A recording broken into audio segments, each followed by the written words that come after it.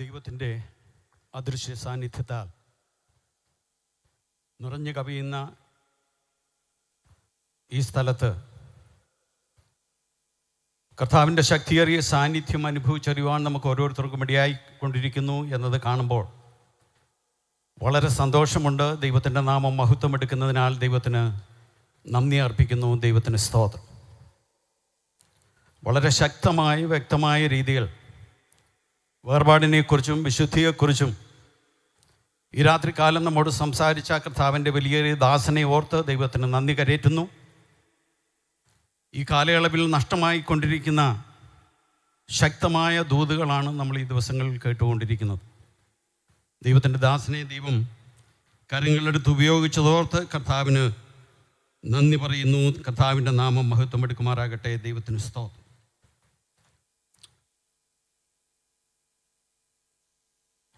ദൈവസഭയുടെ 103ാമത് general convention ഈ പ്രദേശത്ത് നടക്കുവാൻ ദൈവം നമ്മോട് കരുണ കാണിച്ചു. ദൈവത്തിൻ്റെ വിശ്വസ്തതയ്ക്കും ദയക്കുമായി കർത്താവിന് നന്ദി അർപ്പിക്കുന്നു. ഈ പ്രസ്ഥാനത്തിൻ്റെ ചുമതല വഹിക്കുന്ന കർത്താവിൻ്റെ വിലയേറിയ ദാസൻ റവറൻഡ് വൈ റെജി അവർകൾ, അസിസ്റ്റൻ്റ് ഓവർസിയറായി പ്രവർത്തിക്കുന്ന ഡോക്ടർ ഷിബു കെ മാത്യു, സെക്രട്ടറിയായി പ്രവർത്തിക്കുന്ന ഫാസ്റ്റർ സാം,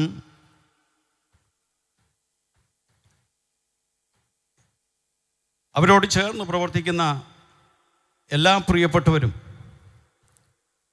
പ്രത്യേകിച്ച് ഈ 103ാമത് ഈ ജനറൽ കോൺഫറൻസിൽ എടുത്തിരിക്കുന്ന തീം അതിശക്തമായ ഒരു തീമാണ്.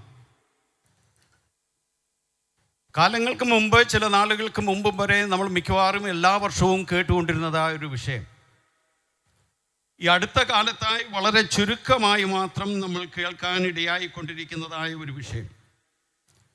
ആ വിഷയമാണ് ഒരു തീമായി എടുക്കുവാൻ ദൈവത്തിൻ്റെ ദാസന്മാർക്ക് ദൈവം കൊടുത്തതായ കാഴ്ചപ്പാട്. അതോർത്ത് ദൈവത്തിന് നന്ദി പറയുന്നു. ദൈവത്തിൻ്റെ നാമം മഹത്വം എടുക്കുമാറാകട്ടെ. ദൈവത്തിന് സ്തോത്രം. ഈ രാത്രികാലം ലീഡ് ചെയ്യുന്ന ബഹുമാന്യ കർത്തൃദാസനായി ദൈവത്തെ സ്തുതിക്കുന്നു.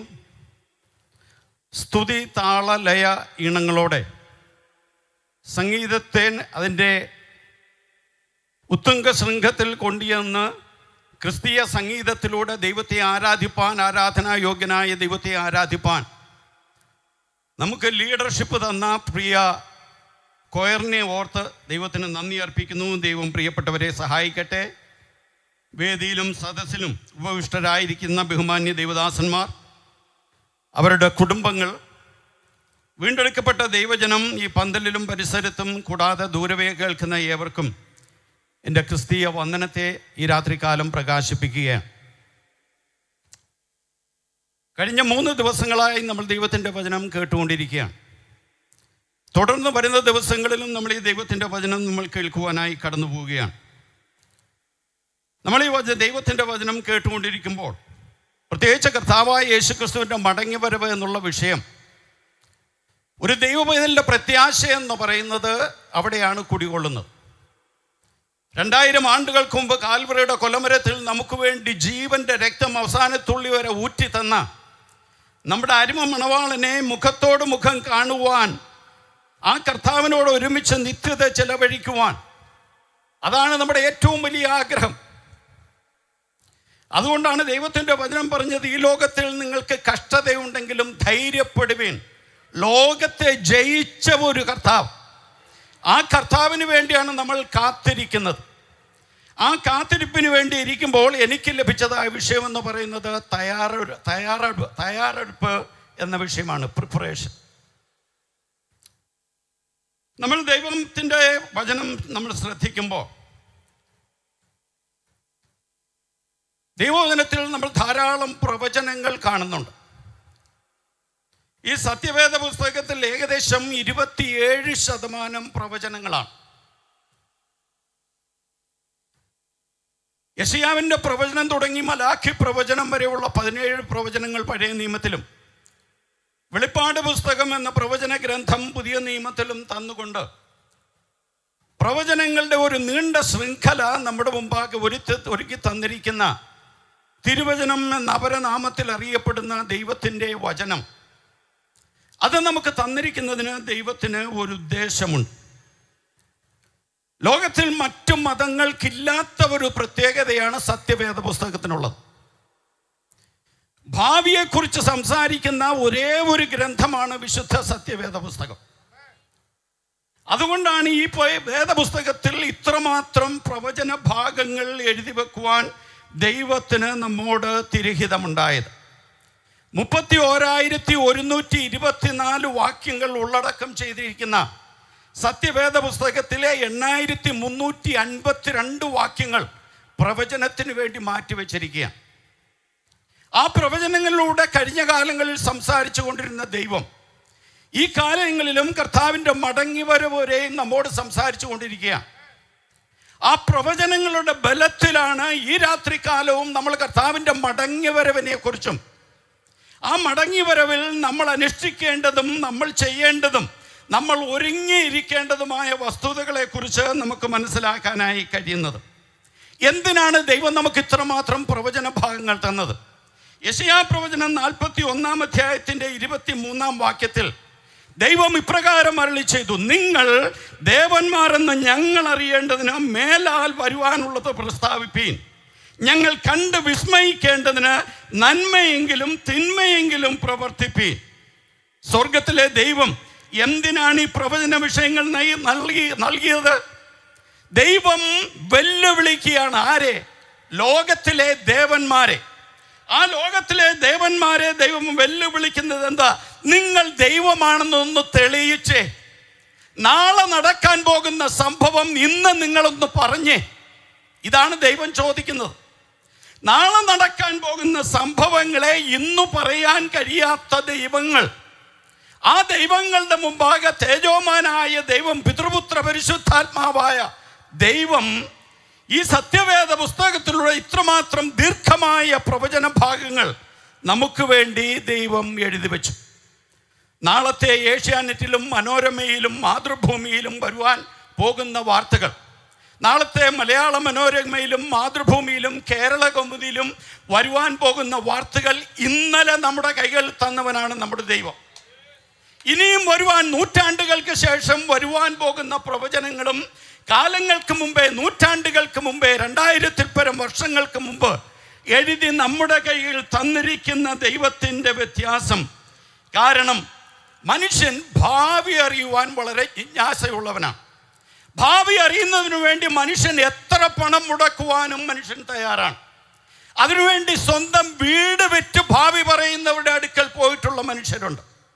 ഭാവി, നാളെ എന്തായി തീരും, എൻ്റെ ഭാവി, എൻ്റെ കുടുംബത്തിൻ്റെ ഭാവി, എൻ്റെ തലമുറയുടെ ഭാവി, എൻ്റെ പ്രിയപ്പെട്ടവരുടെ ഭാവി, അതറിയുവാൻ വേണ്ടി പണം മുടക്കുന്ന മനുഷ്യരെ കൊണ്ട് നിറഞ്ഞിരിക്കുന്ന ഈ ലോകത്തിൽ ആ മനുഷ്യൻ്റെ ജിജ്ഞാസയ്ക്ക് ഒരു അറുതി കൊടുക്കുവാൻ മഹാനായ ദൈവം നമ്മോട് കരുണ കാണിച്ചിരിക്കുന്നതാണ് വേദപുസ്തകത്തിലെ പ്രവചനങ്ങൾ. ആ പ്രവചനങ്ങൾ അങ്ങനെ ഇരിക്കുമ്പോൾ നമ്മളിവിടെ ചിന്തിക്കുന്ന മത്തായി സുവിശേഷം 24-ാം അധ്യായം, മത്തായി സുവിശേഷം 25-ാം അധ്യായം, ഈ 2 അധ്യായങ്ങൾ കർത്താവായ യേശു ക്രിസ്തു പ്രവചന രൂപത്തിൽ നമുക്ക് തന്നിരിക്കുന്നതാണ്. ഭാവിയിൽ നടക്കുവാൻ പോകുന്ന സത്യങ്ങളെ കർത്താവായ യേശു ക്രിസ്തു നമ്മോട് വിളിച്ചു പറയുന്ന വാക്കുകളാണ് മത്തായി സുവിശേഷം 24-25 വാക്യങ്ങൾ. അത് പറഞ്ഞിരിക്കുന്ന കർത്താവായ യേശു ക്രിസ്തുവാണ്. 24-ാം അധ്യായത്തിൻ്റെ ആരംഭത്തിൽ ശിഷ്യന്മാർ കർത്താവിനോട് ചോദിക്കുന്ന ചോദ്യങ്ങൾ, അതെപ്പോൾ സംഭവിക്കും, നിന്റെ വരവിനുള്ള അടയാളം എന്താണ്, ലോക അവസാനത്തിനുള്ള അടയാളം എന്താണ്? ഈ ചോദ്യങ്ങൾ ചോദിച്ചതിനുള്ള മറുപടിയായി കർത്താവായ യേശുക്രിസ്തു കൊടുക്കുന്ന ഉത്തരമാണ് താഴേക്കുള്ള 24-ാം അധ്യായവും തുടർന്നുള്ള 25-ാം അധ്യായത്തിലും നമുക്ക് കാണാൻ കഴിയുന്നത്. ഈ 2 അധ്യായങ്ങളിൽ കർത്താവായ യേശുക്രിസ്തു 3 ഉപമകളിൽ കൂടെ ആ ഭാഗം വിശദീകരിക്കുകയാണ്. കൊച്ചു കൊച്ചു വാക്കുകളിലൂടെ സാമാന്യ ജനങ്ങൾക്ക് മനസ്സിലാകുന്ന കഥാരൂപത്തിൽ കർത്താവ് ഒന്നിനെ മറ്റൊന്നിനോട് സാദൃശീകരിച്ചു പറഞ്ഞിരിക്കുന്ന ഉപമകളിലൂടെയാണ് കർത്താവ് അവിടെ നമ്മോട് സംസാരിക്കുന്നതായി കാണുവാനായി കഴിയുന്നത്.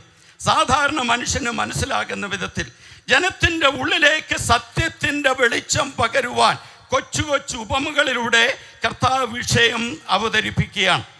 ഈ ഉപമകളിലൂടെ കർത്താവ് പറയുമ്പോൾ ഒന്നാമത്തെ ഉപമ നമ്മൾ കാണുന്നത് 24-ാം അധ്യായത്തിൽ വിശ്വസ്തരും ദുഷ്ടനുമായ ദാസന്മാരെ കുറിച്ച് അവിടെ നമുക്ക് കാണാനായി കഴിയുന്നു. രണ്ടാമത്തെ ഉപമ 25-ാം അധ്യായത്തിൻ്റെ 1 മുതൽ 13 വരെയുള്ള 10 കന്യകമാരുടെ ഉപമകൾ. 5 കന്യകമാർ ബുദ്ധിയുള്ളവരും 5 കന്യകമാർ ബുദ്ധിഹീനരുമായ കന്യകമാരുടെ ഉപമകളെ നമ്മളവിടെ കാണുന്നു. ഇനി മൂന്നാമത് അതേ അധ്യായം 25-ാം അധ്യായത്തിൻ്റെ 14 തുടങ്ങി 28 വരെ കാണുന്ന നല്ലവരും വിശ്വസ്തരുമായ ദാസന്മാരും ദുഷ്ടനും മടിയനുമായ ദാസന്റെയും താലന്തുകളുടെ ഉപമ പറഞ്ഞുകൊണ്ടാണ് ഈ അധ്യായം കർത്താവ് ഉപമകളിലൂടെ നമ്മുടെ മുമ്പാകെ അവതരിപ്പിച്ചു വെക്കുന്നത്. ഇന്ന് രാത്രി നമ്മൾ ഒന്നിച്ച് ചിന്തിക്കുന്നത് ഈ 10 കന്യകമാരുടെ ഉപമകളിലൂടെ കർത്താവ് നമ്മളോട് എന്താണ് പറഞ്ഞിരിക്കുന്നത് എന്നുള്ളതാണ്. നമുക്കൊരു തയ്യാറെടുപ്പ് ആവശ്യമാണ്. ലോകത്തിൽ ജനിച്ച സകല മനുഷ്യനും ഏതെങ്കിലും വിധത്തിൽ തയ്യാറെടുപ്പിലൂടെയാണ് ഓരോ ദിവസവും മുന്നോട്ട് പോകുന്നത്. അമ്മയുടെ ഉദരത്തിൽ ഉരുവായ കുഞ്ഞിന് ലോകത്തിലേക്ക് കടന്നു വരുവാൻ ഒരു തയ്യാറെടുപ്പിൻ്റെ കാലം. ആ ജനിച്ച വീണ കുഞ്ഞിന് കമഴ്ന്ന് കിടക്കുവാൻ ഒരു തയ്യാറെടുപ്പിൻ്റെ കാലം. കമഴ്ന്ന് വീണ കുഞ്ഞിന് മുട്ടലിഴയുവാൻ ഒരു കാലം. മുട്ടലിഴഞ്ഞ കുഞ്ഞിന് എവിടെയെങ്കിലും പിടിച്ച് എണീക്കുവാൻ ഒരു കാലം. എണീറ്റ കുഞ്ഞിന് നടക്കാനൊരു കാലം, ഓടാനൊരു കാലം. പിന്നീട് സ്കൂളിൽ പോകാൻ ഒരു തയ്യാറെടുപ്പ്. അത് കഴിഞ്ഞ് ജോലിക്ക് വേണ്ടിയുള്ള ഒരു തയ്യാറെടുപ്പ്, വിവാഹത്തിന് വേണ്ടിയുള്ള തയ്യാറെടുപ്പ്. അങ്ങനെ തയ്യാറെടുപ്പുകളുടെ ഒരു നീണ്ട പട്ടികയാണ് മനുഷ്യൻ്റെ ജീവിതം എന്ന് പറയുന്നത്. ആ തയ്യാറെടുപ്പുകൾ മനുഷ്യൻ ചെയ്തുകൊണ്ടിരിക്കുമ്പോൾ സകലവിധമായ തയ്യാറെടുപ്പിലൂടെ, ഒരുക്കത്തിലൂടെ മനുഷ്യൻ മുന്നോട്ട് പോയിക്കൊണ്ടിരിക്കുമ്പോൾ കർത്താവായ യേശു ക്രിസ്തു നമുക്ക് മുന്നറിയിപ്പ് തന്നിരിക്കുകയാണ് ഈ 2 അധ്യായങ്ങളിലൂടെ. ആ മുന്നറിയിപ്പ് വളരെ ശ്രദ്ധേയമാണ്. ആ മുന്നറിയിപ്പിനെ നമ്മൾ അവഗണിച്ചു പോയാൽ, ആ മുന്നറിയിപ്പിനെ നമ്മൾ തിരസ്കരിച്ചാൽ, ആ മുന്നറിയിപ്പ് നമ്മൾ കണ്ടില്ല എന്ന് ചിന്തിച്ചാൽ അതിൻ്റെ ഭവിഷ്യത്ത് ഭയാനകമാണ്. അതിൻ്റെ ഭവിഷ്യത്ത് എന്ന് പറയുന്നത് കർത്താവ് താൻ ഗംഭീരനാദത്തോടും പ്രധാന ദൂതൻ്റെ ശബ്ദത്തോടും സ്വർഗത്തിലെ കാഹളത്തോടും കൂടെ ഇറങ്ങി വരുമ്പോൾ ഞാൻ നിങ്ങളെ അറിയുന്നില്ല എന്ന് പറഞ്ഞ് തള്ളിക്കളയുന്നവരുടെ കൂട്ടത്തിൽ പോകാനല്ല, പിന്നെയോ കർത്താവിനോട് കാണുവാൻ മേഘങ്ങളിൽ പരിശുദ്ധാത്മാവിനോടൊരുപ്പം കർത്താവിനെ എതിരേൽപ്പാൻ ആകാശ മേഘങ്ങളിലേക്ക് എടുക്കപ്പെടുവാൻ വേണ്ടിയാണ് നമ്മൾ വീണ്ടും ജന്മം പ്രാപിച്ചത്. എന്താണ് വീണ്ടും ജന്മം? എന്താണ് മാനസാന്തരം? മാനസാന്തരത്തെക്കുറിച്ച് നമ്മൾ മുടിയൻ പുത്രൻ്റെ കഥയിൽ കാണുന്നുണ്ട്. അപ്പൻ്റെ ഭവനത്തിൽ താമസിച്ചു കൊണ്ടിരുന്ന മകൻ, 2ാമത്തെ മകൻ, അപ്പൻ സ്നേഹിച്ച മകൻ, അപ്പൻ്റെ കൂടെ കാലങ്ങൾ കഴിച്ച മകൻ. ഒരു ദിവസം അവനൊരു ചിന്ത വന്നു, എനിക്ക് അപ്പൻ്റെ വീട് വിട്ടു പോകണം. ഇവിടെ എനിക്ക് സുഖം പോരാ, സന്തോഷം പോരാ, എൻ്റെ സുഹൃത്തുക്കളുമായി എനിക്ക് ആനന്ദിക്കണം. ഈ കാലങ്ങൾക്ക് മുമ്പ് വന്നതായ ഒരു മുഖചിത്രം നമുക്കവിടെ കാണാനായി കഴിയും. അവിടെയും മകൻ വന്ന് ചോദിച്ചപ്പോൾ പിതാവ് മനസ്സില്ലാ മനസ്സോടെ അവനെ കൊടുത്തു വിടുകയാണ്. ആ ചിത്രത്തിൻ്റെ അന്ത്യം നമ്മൾ കാണുമ്പോൾ ഇവൻ പല കാര്യങ്ങൾ ചെയ്തു. കിട്ടിയ പണം മുഴുവൻ ധൂർത്തടിച്ചു. പണമില്ലാതെ വന്നപ്പോൾ കൂട്ടുകാരെല്ലാം അവനെ വിട്ടുപോയി. അവന് ധരിക്കാൻ വസ്ത്രമില്ലാതെ, ഉടുക്കുവാൻ വസ്ത്രമില്ലാതെ, കാലിലിടാൻ ചെരുപ്പില്ലാതെ, അവന് ഒന്നും ചെയ്യുവാൻ നിവൃത്തിയില്ലാതെ, ഒരു നേരത്തെ വിശപ്പിന് ആഹാരം കഴിക്കുവാൻ നിവൃത്തിയില്ലാതെ കഷ്ടപ്പെട്ട് ഒരു ദിവസം ഭാവനയിൽ ഒരു പാറപ്പുറത്ത് അവൻ ഇരുന്നു കൊണ്ട് ആകാശത്തേക്ക് നോക്കി മൂകനായിരിക്കുന്ന സമയത്ത് ദൈവത്തിൻ്റെ വചനം വിളിച്ചു പറഞ്ഞ ഒരു പദപ്രയോഗമുണ്ട്. അവന് സുബോധം വന്നു. അവന് സുബോധം വന്ന സമയത്ത് വന്ന അവൻ്റെ ചിന്തയാണ്, എനിക്കൊരു അപ്പനുണ്ട്, എനിക്കൊരു വീടുണ്ട്, എൻ്റെ അപ്പനൊരു വീടുണ്ട്. ആ അപ്പൻ്റെ വീട് സമൃദ്ധിയുടെ വീടാണ്. ആ അപ്പൻ്റെ വീട്ടിൽ കഷ്ടത എന്താണെന്ന് ഞാൻ അറിഞ്ഞിട്ടില്ല. ആ അപ്പൻ്റെ വീട്ടിലായിരുന്നപ്പോൾ മനോഹരമായ വസ്ത്രങ്ങളും രുചികരമായ ഭക്ഷണവും കഴിച്ചുകൊണ്ട് പാർത്തിരുന്ന കാലം ഇവൻ ഓർക്കുകയാണ്. ആ സുബോധം വന്ന് കഴിഞ്ഞപ്പോൾ അവൻ തൻ്റെ തീരുമാനമെടുക്കുക, എനിക്കെൻ്റെ അപ്പൻ്റെ വീട്ടിലോട്ട് മടങ്ങിപ്പോണം. അപ്പനോട് ക്ഷമ ചോദിക്കണം, തെറ്റുകൾ ഏറ്റുപറയണം. അപ്പൻ്റെ വീട്ടിൽ എന്നെ കയറ്റിയില്ലെങ്കിലും അപ്പൻ്റെ വീടിൻ്റെ പുറത്തെങ്കിലും എനിക്കായിരിക്കാൻ അപ്പൻ എന്നെ സഹായിക്കും, കരുണ കാണിക്കും എന്ന ആ പുത്രന് തോന്നുവാനുണ്ടായ കാരണം അവനുണ്ടായതായ സുബോധമാണ്. ഈ സുബോധമാണ് മാനസാന്തരം എന്ന് പറയുന്നത്. ദൈവത്തെ അറിയാതെ, ദൈവത്തിൻ്റെ വഴികളിൽ പിന്തുടരാതെ, ദൈവത്തെ വിട്ട് ലോകത്തിൻ്റെ ഇമ്പങ്ങളിലൂടെ ഓടിക്കൊണ്ടിരുന്ന മനുഷ്യ ജീവിതങ്ങളെ ഒരു ദിവസം കാലത്തിൻ്റെ ഏതോ ഒരു കോണിൽ വെച്ച് ദൈവത്തിൻ്റെ സ്നേഹം നമ്മളെ തേടി വന്നപ്പോൾ, നമുക്ക് ആ സമയത്ത് നമുക്ക് നേർബുദ്ധി വന്നു കഴിഞ്ഞപ്പോൾ, സ്വർഗത്തിലൊരു പിതാവുണ്ടെന്നും ആ പിതാവ് എന്നെ സ്നേഹിക്കുന്നുവെന്നും ആ പിതാവ് എനിക്ക് വേണ്ടിയാണ് സ്വന്തം പുത്രനെ ആദരിയാതെ കാൽവരുടെ കൊലമരത്തിൽ തകർത്ത് കളയുവാൻ തിരിഹിതമുണ്ടായത് എന്നുമുള്ള ബോധം വരുമ്പോഴാണ് ഇവൻ്റെ ജീവിതത്തിൽ മാനസാന്തരം കടന്നു വരുന്നത്. ആ രംഗം നിങ്ങളൊന്ന് ഭാവനയിൽ കണ്ടു നോക്കിക്കേ. കർത്താവായ യേശുക്രിസ്തു കാൽവറിയുടെ കൊലമരത്തിൽ കിടക്കുക, കർത്താവിൻ്റെ നെഞ്ചു പിളർന്ന് കിടക്കുകയാണ്. കുന്തം കൊണ്ട് കർത്താവിൻ്റെ വിലാപ്പുറം കുത്തി തുളച്ചു, കർത്താവിൻ്റെ തലയിൽ മുൾക്കിരീടം വെച്ച് ആഞ്ഞടിച്ചു, മുഖത്തെ രോമങ്ങളെല്ലാം പിടിച്ചു പറിച്ചെടുത്തു, മുതക് ഉഴുകുചാല് പോലെ കീറി അവിടെ കിടന്നുകൊണ്ട് കർത്താവ് നിലവിളിക്കുന്ന ഒരു നിലവിളി, എൻ്റെ പിതാവേ, എൻ്റെ പിതാവേ എന്ന് വിളിച്ച് ദൈവത്തോട് യാചിക്കുന്ന സമയത്ത് നമ്മൾ പിതാവിൻ്റെ മുഖം നമ്മളവിടെ കാണുന്നുണ്ട്.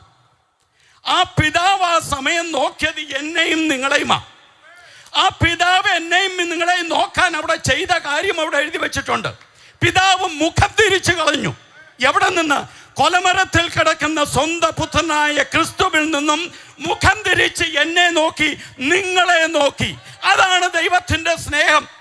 ആ കാൽവറിൽ ഒഴുകിയ ആ സ്നേഹത്തിൻ്റെ അനന്തര ഫലമാണ് ഈ രാത്രികാലം നമ്മൾ ഈ വിശാലമായ പന്തലിൽ നമ്മൾ ഒരുമിച്ചിരിക്കുന്നത്. ആ ദൈവത്തിൻ്റെ സ്നേഹം ഇവിടെ തീരുന്നില്ല. ഈ വരുന്ന ദിവസങ്ങളിലൊന്നിൽ കർത്താവ് മടങ്ങി വരിക. ആ മടങ്ങി വരുന്ന സമയത്ത് ആ കർത്താവിനെ എതിരേൽപ്പാൻ നമ്മൾ ഒരുക്കമുള്ളവരായിരിക്കണം. 10 കന്യകമാരുടെ കഥ പെട്ടെന്ന് പറഞ്ഞു നിർത്തുക. ഈ 10 കന്യകമാരുടെ കഥയ്ക്ക് അതിനൊരു പശ്ചാത്തലമുണ്ട്. കർത്താവായ യേശുക്രിസ്തു ജീവിച്ചിരുന്ന കാലയളവിൽ, പ്രത്യേകിച്ച് യഹൂദന്മാരുടെ ഇടയിൽ നടന്നിരുന്ന വിവാഹം എന്ന് പറയുന്നത് നിങ്ങൾക്ക് മിക്കവാറും എല്ലാവർക്കും അറിയാമായിരിക്കും. എങ്കിലും ഞാൻ പെട്ടെന്നൊന്ന് സൂചിപ്പിച്ചു വിടുക. ഒരു വ്യക്തി വിവാഹപ്രായമായി കഴിഞ്ഞാൽ, മകൻ വിവാഹപ്രായമായി കഴിഞ്ഞാൽ, ഈ മകൻ്റെ പിതാവ് ഒരു പെൺകൊച്ചിനെ തിരക്കി പെൺകൊച്ചിൻ്റെ വീട്ടിൽ ചെന്ന് 2 പിതാക്കന്മാർ തമ്മിൽ ഇതിനെക്കുറിച്ച് ഡിസ്കസ് ചെയ്യും. അവരതിനെക്കുറിച്ച് ആലോചിച്ചതിന് ശേഷം അവരൊരു എൻഗേജ്മെൻ്റ് ഒരുക്കുകയാണ്. ആ എൻഗേജ്മെൻ്റ് ഒരുക്കിയതിന് ശേഷം പിന്നീട് നമ്മൾ കാണുന്നത് ഒരു നീണ്ട കാലം, 1 വർഷക്കാലം വിവാഹം നടക്കില്ല. ആ 1 വർഷക്കാലത്തെ സമയം കൊണ്ട് വിവാഹം കഴിക്കാൻ പോകുന്ന പ്രതിശ്രുത വരൻ തൻ്റെ സ്വന്തം പിതാവിൻ്റെ ഭവനത്തോട് ചേർന്ന് തൻ്റെ മണവാട്ടിക്ക് വേണ്ടി ഒരു മണിയറ ഉണ്ടാക്കണം. അല്ലെങ്കിൽ തൻ്റെ മണവാട്ടിക്കും തനിക്കും പാർക്കുവാൻ വേണ്ടി പുതുതായി ഒരു മുറി പണി കഴിപ്പിക്കണം. ആ പണി കഴിപ്പിക്കുന്ന സമയമാണ് 1 വർഷം എന്ന് പറയുന്നത്. പക്ഷേ ഈ 1 വർഷം കഴിയുമ്പോൾ എപ്പോൾ ഈ മകൻ പോയി ആ പെൺകുട്ടിയെ വിളിച്ചുകൊണ്ട് വരണം എന്നുള്ളത് അപ്പന് മാത്രമേ അറിയത്തുള്ളൂ. പെൺകുട്ടിക്കറിയില്ല, പെൺകുട്ടിയെ വിവാഹം കഴിക്കുവാൻ പോകുന്ന പ്രതിശ്രുത വരനും അറിയില്ല. എപ്പോഴാണ് ഞാൻ പോകേണ്ടത്, എപ്പോൾ ഞാൻ പോകണം? നോക്കണം, 2000 ആണ്ടുകൾക്ക് മുമ്പ് കർത്താവായ യേശുക്രിസ്തു സ്വർഗാരോഹണം ചെയ്ത സമയത്ത് വിളിച്ചു പറഞ്ഞു, ഞാൻ പോകുന്നത് പ്രയോജനം, ഞാൻ നിങ്ങൾക്കായി ഒരു ഭവനം ഒരുക്കാൻ പോകുന്നു, അതിൻ്റെ പണി കഴിയുമ്പോൾ ഞാൻ തിരികെ വരും നിങ്ങളെ എൻ്റെ അടുക്കൽ ചേർക്കാൻ. പക്ഷേ സ്വന്തം പുത്രനായ കർത്താവായ യേശുക്രിസ്തുവിന് പോലും ആ ദിവസം അല്ലെങ്കിൽ സമയം പറഞ്ഞു കൊടുക്കാതെ പിതാവിൻ്റെ ഹൃദയത്തിൽ സൂക്ഷിച്ചു വച്ചിരിക്കുന്ന ഒരു രഹസ്യമുണ്ട്. ആ രഹസ്യമാണ് മണവാളൻ്റെ വരവ്. ആ മണവാളൻ്റെ വരവ് അത് രഹസ്യമായി വരികയാണ്. ഇവിടേക്ക് വരാനുള്ള കാലമാകുമ്പോൾ പിതാവായ ദൈവം കർത്താവായ യേശുക്രിസ്തുവിനോട് പറയും, നീ പോയി നിന്റെ മണവാട്ടിയെ കൂട്ടിക്കൊണ്ടുപോവാ. അതാണ് നമ്മൾ തെസ്സലോനിക്ക ലേഖനത്തിൽ കാണുന്ന കർത്താവായ യേശുക്രിസ്തു, കർത്താവ് താൻ ഗംഭീരനാദത്തോടും പ്രധാന ദൂതന്റെ ശബ്ദത്തോടും സ്വർഗത്തിലെ കാഹളത്തോടും കൂടി ഇറങ്ങി വരുന്ന ആ മനോഹരമായ സുദിനം. ഇവിടെ ഈ പെൺകുട്ടിക്ക് അറിയില്ല എപ്പോ എൻ്റെ മണവാളൻ വരും. മണവാളൻ അറിയില്ല എപ്പോഴാണ് ഞാൻ ഈ പെൺകുട്ടിയെ ക്ഷണിച്ചുകൊണ്ട് വരാൻ പോകുന്നത്. അങ്ങനെ ഇരിക്കുന്ന ഒരളവിൽ ഈ വരൻ്റെ പിതാവ് ഈ മകനെ വിളിച്ചിട്ട് പറയും, ഓക്കെ, ഇന്ന് നീ പുറപ്പെടണം. നീയും നിന്റെ കൂട്ടുകാരുമായി പോയി ആ പെൺകുട്ടിയെ നീ വിളിച്ചുകൊണ്ട് വരണം. ഇവൻ ഈ മണവാളനും അവൻ്റെ കൂട്ടുകാരും ചേർന്ന് ആ ഗ്രാമത്തിൽ നിന്ന് പെൺകുട്ടിയുടെ ഗ്രാമത്തിലേക്കുള്ള ഒരു യാത്രയാണ്. വളരെ മനോഹരമായ ഒരു യാത്ര, വളരെ സന്തോഷകരമായ ഒരു യാത്ര.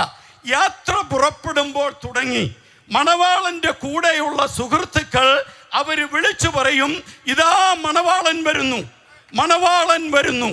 ഇവർ വിളിച്ചു പറഞ്ഞുകൊണ്ട് ഇങ്ങനെ നടക്കുക.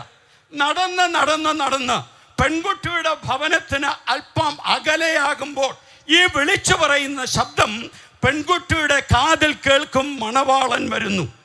അതിനുശേഷം പെൺകുട്ടിക്ക് ഒരുങ്ങാൻ സമയമില്ല കേട്ടോ. പെൺകുട്ടി കഴിഞ്ഞ 1 വർഷമായി ഒരുങ്ങിക്കൊണ്ടിരിക്കുക. 1 വർഷമായി അവളെ ഒരുക്കിക്കൊണ്ടിരിക്കുകയാണ്.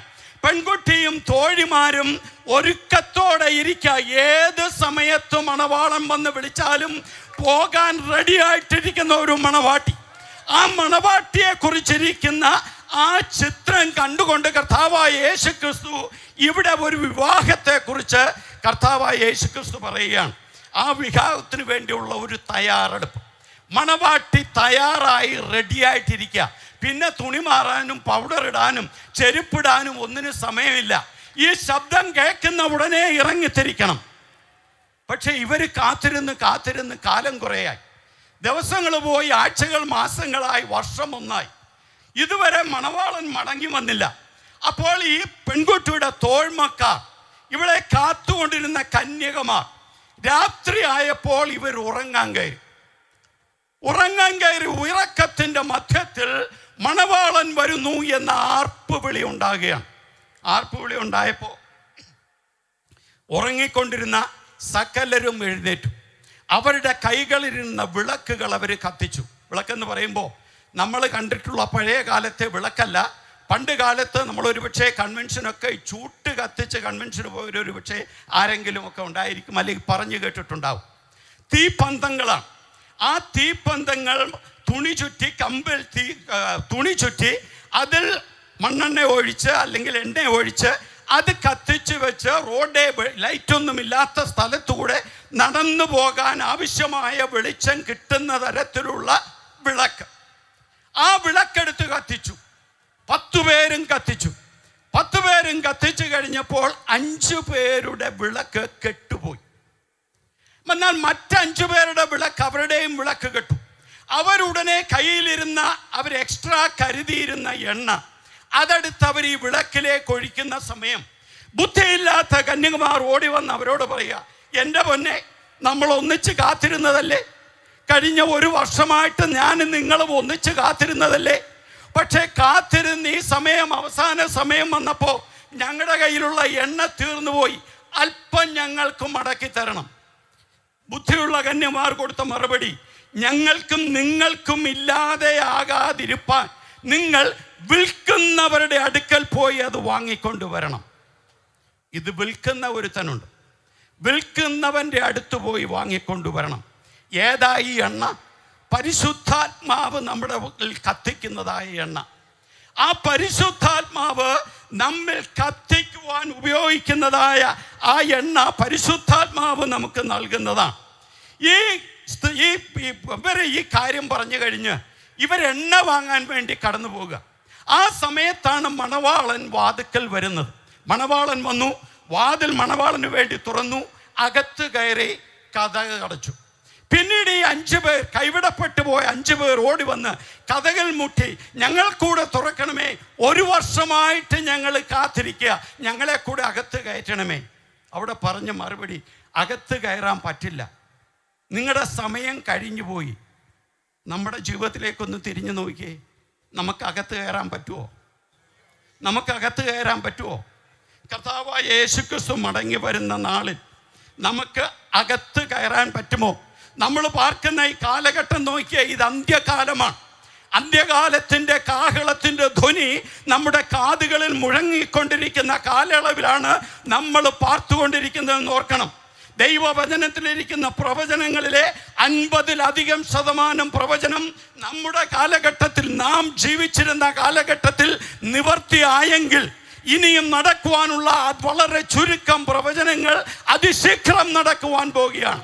ദൈവവചനത്തിൻ്റെ പ്രവൃത്തിയുടെ നിവർത്തിയും ആനുകാലിക സംഭവങ്ങളും നിങ്ങൾ വിശദമായി പരിശോധിച്ചാൽ നമുക്ക് മനസ്സിലാക്കുന്ന ഒരു സത്യം എന്ന് പറയുന്നത്, നമ്മുടെ അരുമമണവാളൻ വരുന്ന ശബ്ദം നമ്മുടെ കാതുകളിൽ മുഴങ്ങുവാനുള്ള കാലമായി. അത് കാതുകളിൽ മുഴങ്ങി കേൾക്കണമെങ്കിൽ നമ്മൾ തയ്യാറെടുപ്പുള്ളവരായിരിക്കണം. 2 തിമോഥെയോസിൻ്റെ 3-ാം അധ്യായത്തിൽ നമ്മളിങ്ങനെ കാണുന്നുണ്ട്, അന്ത്യകാലത്ത് ദുർഘട സമയങ്ങൾ വരും. മനുഷ്യർ സ്വസ്നേഹികൾ, ദ്രവ്യാഗ്രഹികൾ, വമ്പ് പറയുന്നവർ, അഹങ്കാരികൾ, ദൂഷകന്മാർ, അമ്മയപ്പന്മാരെ അനുസരിക്കാത്തവർ, നന്ദി കെട്ടവർ, അശുദ്ധർ, വാത്സല്യമില്ലാത്തവർ, ഇണങ്ങാത്തവർ, ഏഷണിക്കാർ, അജിതേന്ദ്രിയന്മാർ, ഉഗ്രന്മാർ, സൽഗുണദോഷികൾ, ദ്രോഹികൾ, ധാർഷ്ട്യക്കാർ, നിഗളികൾ, ദൈവപ്രിയമില്ലാതെ ഭോഗപ്രിയരായി ഭക്തിയുടെ വേഷം ധരിച്ച് അതിൻ്റെ ശക്തി ത്യജിക്കുന്നവരുമായിരിക്കും. എന്നിട്ട് ഒരു വാക്കുകൂടെ അവിടെ വെച്ചു പിടിപ്പിച്ചു, അങ്ങനെയുള്ളവരെ വിട്ടൊഴിയുവീൻ. നമുക്കൊരു മുന്നറിയിപ്പ് വന്നിരിക്കുക, വിട്ടൊഴിയണം. ഈ കഴിഞ്ഞ വർഷം മുഴുവൻ ഇവരെ എൻ്റെ കൂടെ ആയിരുന്നല്ലോ ആരാധിച്ചത് എന്ന് പറഞ്ഞ് പിടിച്ചു നിർത്താൻ പറ്റില്ല. വിട്ടൊഴിയണം. ഇങ്ങനെയുള്ളവരുണ്ടെങ്കിൽ വിട്ടൊഴിയണമെന്ന് ദൈവത്തിൻ്റെ വചനം പറയുന്നു. മനുഷ്യൻ ദ്രവ്യാഗ്രഹികളായ ഒരു കാലം, ഇതുപോലെ ഒരു കാലം നമ്മൾ കണ്ടിട്ടുണ്ടോ, കേട്ടിട്ടുണ്ടോ? എങ്ങനെയും പണമുണ്ടാക്കണം, ഏത് കുശാഗ്രബുദ്ധിയിലും പണമുണ്ടാക്കണം, അധ്വാനിക്കാതെ പണമുണ്ടാക്കണം, പിടിച്ചു പറിച്ചാണെങ്കിലും വേണ്ടില്ല, മറ്റ് ലഹരി സാധനങ്ങൾ വിറ്റിട്ടാണെങ്കിലും വേണ്ടില്ല, എളുപ്പം പണമുണ്ടാക്കണം. ആത്മീക ദൈവമക്കളുടെ ഭാഗത്ത് അത് കടന്നു വന്നിട്ടുണ്ടോ എന്ന് നമ്മൾ സൂക്ഷിക്കണം. ദ്രവ്യാഗ്രഹം, വചനം പറയുന്നു, എല്ലാ ദോഷത്തിനും അത് കാരണഭൂതമാണ്. ഉള്ളത് കൊണ്ട് സമൃദ്ധമായി ജീവിപ്പാൻ ദൈവമക്കൾക്ക് കഴിയണം. ദ്രവ്യാഗ്രഹം ജീവിതത്തിൽ കടന്നു വന്നാൽ കൈവിടപ്പെട്ടു പോകുവാനുള്ള സാധ്യതയേറെയുണ്ട്. മനുഷ്യൻ സ്വസ്നേഹികൾ. പണ്ട് കാലത്ത് നോക്കിയേ, നമുക്ക് നമ്മുടെ വീട്ടുകാരെ, നാട്ടുകാരെ, ചാർച്ചക്കാരെ, കൂട്ടുകാരെ, കൂട്ടുവിശ്വാസികളെ, നമ്മുടെ വീടിനടുത്തുണ്ടായിരുന്ന സമീപവാസികളെ ഒക്കെ നമുക്ക് ഭയങ്കര സ്നേഹമായിരുന്നു. ഇപ്പം നമ്മൾ എന്തുവായി? എല്ലാവരും കുടുംബങ്ങളായി. നമ്മുടെ വീട്ടിൻ്റെ തൊട്ടടുത്ത വീട്ടിൽ താമസിക്കുന്ന മനുഷ്യനോട് പോലും നമ്മൾ കുശലം പറയാറില്ല, മിണ്ടാറില്ല. നമ്മൾ ഇടങ്ങിപ്പോകുന്ന വഴിയിൽ ആദ്യമേ കാണുന്ന കടക്കാരനോട് പോലും നമ്മൾ മിണ്ടാറില്ല. കാരണം നമ്മൾ സ്വയസ്നേഹികളായി മാറി. ഞാനും എൻ്റെ ഭാര്യയും എൻ്റെ കുഞ്ഞുങ്ങളും മാത്രമേ ഉള്ളൂ. ബാക്കിയുള്ളവരെ പറ്റി ഗവനിപ്പാൻ നമുക്ക് സമയമില്ല. അതിന് നമുക്കൊരു മറുപടി ഉണ്ട്, സമയമില്ലാത്തത് കൊണ്ടാണ്. പ്രിയരെ, നമുക്കുള്ള സമയം തന്നെ ഇന്ത്യയുടെ പ്രധാനമന്ത്രിക്കുള്ളത്, നമുക്കുള്ള സമയം തന്നെ അമേരിക്കൻ പ്രസിഡന്റിനുള്ളത്, നമുക്കുള്ള സമയം തന്നെ ഏറ്റവും ബിസി ആയിട്ടുള്ള ഉന്നത നിലകളിൽ ജോലി ചെയ്യുന്നവർക്കുള്ളത്. അവർക്കവരുടെ ജോലി ചെയ്യുവാൻ സമയമുണ്ടെങ്കിൽ നമുക്ക് സമയമില്ല എന്ന് പരാതി പറയുന്നത് വ്യാജമാണെന്ന് നമുക്കറിയുവാൻ നമുക്കിടയായി തീരണം. വമ്പ് പറയുന്നവർ, എന്നെ അറിയാമോ, ഞാൻ ആരാണെന്നറിയാമോ, എൻ്റെ കുടുംബം അറിയാമോ, ഞങ്ങൾ എത്ര തലമുറയായി പെന്തക്കോസിലാണെന്നറിയാമോ, ഞങ്ങൾ ഉണ്ടാക്കിയതാണ് ആ പള്ളി, ഞങ്ങൾ കൊടുത്തതാണ് ഇന്ന സ്ഥലം, ഞങ്ങൾ പണി കഴിപ്പിച്ചതാണ്, എൻ്റെ അച്ചായ അത് പറഞ്ഞുകൊണ്ട് ഇവിടെ കടന്നു പോകരുത്. എടുക്കപ്പെടണമെങ്കിൽ നമ്മുടെ തെരഞ്ഞെടുപ്പ്, തയ്യാറെടുപ്പ് പരിശോധിക്കണം. കർത്താവിൻ്റെ വരവെങ്കിൽ എടുത്തുകൊള്ളുവാൻ പറ്റുന്ന തരത്തിലുള്ള തയ്യാറെടുപ്പിലാണോ നമ്മളായിരിക്കുന്നതെന്ന് നമ്മളൊന്ന് തിരിഞ്ഞു നോക്കണം. പിന്നെ പറയുന്നു അവസാനം, ദൈവപ്രിയമില്ലാതെ. ദൈവപ്രിയം ഉണ്ടായിരുന്നു, ഇപ്പോൾ ദൈവപ്രിയം പോയി. ഭോഗപ്രിയരായി ഭക്തിയുടെ വേഷം ധരിച്ച്. ഇതിനല്ല ദൈവം നമ്മെ വിളിച്ച് വേർതിരിച്ചത്. ഭക്തിയുടെ വേഷം ധരിക്കാനല്ല. ഭക്തി ഒരു വേഷമല്ലെന്നേ. വെളുത്ത കുപ്പായം ഇട്ടാൽ ഭക്തനാകത്തില്ലെന്നേ. കൈയടിച്ചാൽ ഭക്തനാകില്ല. ഹല്ലേലൂയ പറഞ്ഞാൽ ഭക്തനാകില്ല. അന്യഭാഷ പറഞ്ഞാൽ സ്വർഗത്തിൽ പോകാൻ അന്യഭാഷ പറഞ്ഞുകൊണ്ട് പോകാൻ പറ്റത്തില്ലെന്ന്. മാനസാന്തരപ്പെടണം.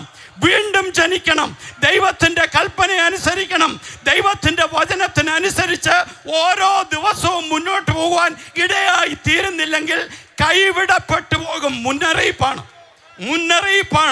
ദൈവം വീണ്ടും നമ്മോട് മനസ്സലിവ് തോന്നിക്കൊണ്ട് കർത്താവിൻ്റെ ദാസന്മാരിലൂടെ വീണ്ടും നമ്മുടെ ചെവിയിൽ അത് മന്ത്രിക്കുവാൻ അവരുടെ ഉള്ളത്തിൽ ദൈവം കൊടുത്ത വലിയ ഒരു ആത്മാവിൻ്റെ പ്രേരണയാണ് നമുക്ക് കിട്ടിയ തീം. ഒരു മുന്നറിയിപ്പ്, നമ്മുടെ കാതുകളിൽ അത് മുഴങ്ങണം. അങ്ങനെ നമ്മൾ മുന്നോട്ട് പോകുമ്പോൾ നമ്മുടെ വിളക്കുകൾ അത് പരിശുദ്ധാത്മാവിൻ്റെ എണ്ണയാൽ നിറയ്ക്കപ്പെടണം. ഈ ദിവസങ്ങൾ നമ്മുടെ വിളക്കുകൾ പരിശുദ്ധാത്മാവിൻ്റെ എണ്ണയാൽ നമുക്ക് നിറയ്ക്കപ്പെടാൻ കഴിയുമോ? നമ്മുടെ ജീവിതം നമ്മുടെ വിളക്കിൻ്റെ ജീവിതമാകുന്ന വിളക്ക്. ദൈവം പറഞ്ഞു, നിങ്ങൾ ലോകത്തിൻ്റെ വെളിച്ചം. ആ വെളിച്ചം കൊടുക്കുന്ന വിളക്കായ നാം ആ വിളക്കിൻ്റെ കരിന്തിരികളൊക്കെ കട്ട് ചെയ്ത് കളഞ്ഞിട്ട് അതിനാവശ്യമായ പരിശുദ്ധാത്മാവിൻ്റെ എണ്ണ പകർന്ന് ലോകത്തിന് വെളിച്ചം കാണിച്ചു കൊടുത്ത് മുന്നോട്ട് പോകുവാൻ നമുക്കിടയായി തീരണം. ഒറ്റ വാക്കൂടെ പറഞ്ഞ് ഞാൻ നിർത്തട്ടെ.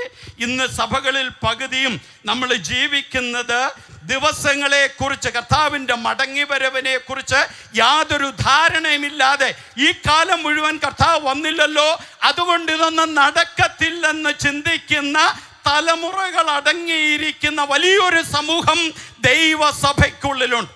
മനുഷ്യൻ ആത്മീകന്റെ സ്ഥാനം മാറി ജഡീകന്റെ അവസ്ഥയിലേക്ക് പോയ ഒരു അവസ്ഥാന്തരത്തിലായി തീർന്നിരിക്കുന്ന അന്ത്യകാലത്താണ് നാം നിലകൊള്ളുന്നത്. ജഡിക അവസ്ഥയിലാണ് നാമെങ്കിൽ, നമ്മുടെ ശരീരം പറയുന്നത് നാം അനുസരിച്ച് മുന്നോട്ട് പോവുകയാണെങ്കിൽ, നമ്മുടെ പഞ്ചേന്ദ്രിയങ്ങൾ പറയുന്നത് അനുസരിച്ച് നമ്മൾ മുന്നോട്ട് പോവുകയാണെങ്കിൽ കർത്താവിൻ്റെ മടങ്ങി വരവെങ്കിൽ എടുക്കപ്പെടുമോ എന്ന് നമ്മൾ തന്നെ സൂക്ഷിക്കണം. ഇന്ന് നമുക്ക് സമയമില്ല. നമുക്ക് സോഷ്യൽ മീഡിയയിൽ കയറാൻ സമയമുണ്ട്, നമുക്ക് ഫേസ്ബുക്കിൽ കയറാൻ സമയമുണ്ട്, നമുക്ക് വാട്സപ്പിൽ കയറാൻ സമയമുണ്ട്, നമുക്ക് ഇൻസ്റ്റാഗ്രാമിൽ ഇഷ്ടം പോലെ സമയം ചെലവഴിക്കാൻ സമയമുണ്ട്. ഇന്ന് ഈ ഫേസ്ബുക്കിലും വാട്സപ്പിലും ഇൻസ്റ്റാഗ്രാമിലും കൂടെ കേളുന്ന ശത്രുവിൻ്റെ തന്ത്രങ്ങൾക്കുള്ളിൽ കുടുങ്ങിപ്പോയ വലിയൊരു കൂട്ടം വിളിക്കപ്പെടുന്ന ദൈവമക്കളുണ്ടെന്നുള്ളത് ദുഃഖകരമായ ഒരു വസ്തുതയാണ്. അവർ മടങ്ങി വരണം. ഈ ഫേസ്ബുക്കും വാട്സപ്പും ഈ ഇൻസ്റ്റാഗ്രാമും നിങ്ങളെ നശിപ്പിച്ച നിത്യത കവർന്ന് കളയുവാനിടയായി തീരരുത്. അവിടെ കാണുന്നതും കേൾക്കുന്നതും അറിയുന്നതും ജീവിതത്തിൽ പകർത്തുവാൻ നമുക്കിടയായി തീരരുത്. കാരണം കർത്താവിൻ്റെ വരവ് സമീപമായി. ആ കാഹളത്തിൻ്റെ നാദം കേൾക്കുവാൻ നമ്മുടെ കാതുകൾ ഓർത്തുകൊണ്ട് നമ്മുടെ ജീവിതം മുന്നോട്ട് പോകുവാൻ നമുക്ക് ഇടയായി തീരണം. അതിന് ദൈവത്തിൻ്റെ പരിശുദ്ധാത്മാവ് നമ്മെ സഹായിക്കട്ടെ എന്ന് പറഞ്ഞുകൊണ്ട് എനിക്ക് ഈ സാവകാശം തന്ന കർത്താവിൻ്റെ വിലപ്പെട്ട ഓവർസിയർ സാറിനോടുള്ള നന്ദി പ്രകാശിപ്പിക്കുന്നു. അതേസമയം ഈ സമയത്ത് ഞാനൊരു ഗ്രീറ്റിംഗ് കൂടെ അറിയിക്കുകയാണ്. ഓസ്റ്റിൻ ഗേറ്റ് വേ ചർച്ചിൻ്റെ ഗ്രീറ്റിംഗ്സ് അറിയിക്കുന്നു. അതിൻ്റെ ലീഡ് പാസ്റ്റർ എബ്രഹാം തോമസിൻ്റെ ഗ്രീറ്റിംഗ്സും ഈ തരുണത്തിൽ അറിയിച്ചുകൊണ്ട് ഞാൻ എൻ്റെ വാക്കുകൾക്ക് വിരാമം കഴിക്കുന്നു. ദൈവം നമ്മെ